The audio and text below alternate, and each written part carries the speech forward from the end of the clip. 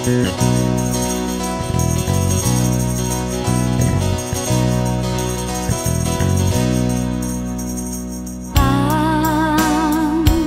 kiedyś stanął nad brzegiem,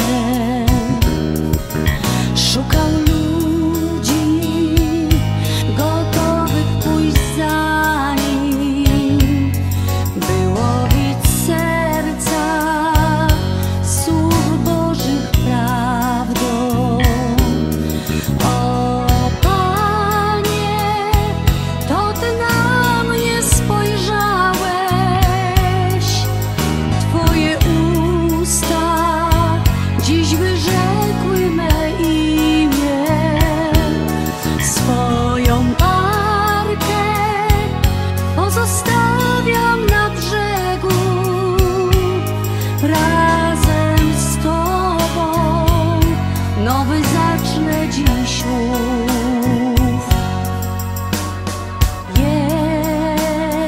Jestem ubogim człowiekiem, moim skarbem są ręce gotowe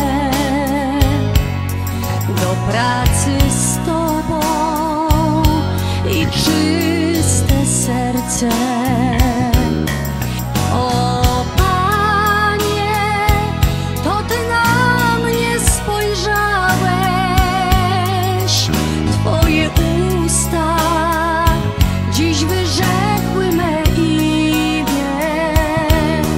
Swoją barkę pozostawiam na brzegu, razem z Tobą nowy zacznę dziś mów. Ty potrzebujesz mych dłoni, mego serca młodego zapałem,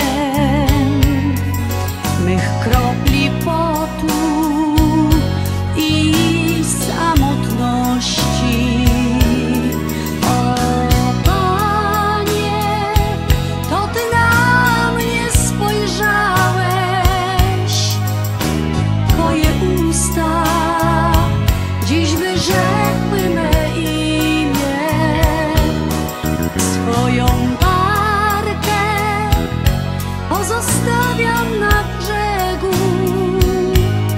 razem z Tobą nowy zacznę dziś mów. Dziś wypłyniemy już razem, łowić serca na morzach dusz ludzkich, Twej prawdy sieć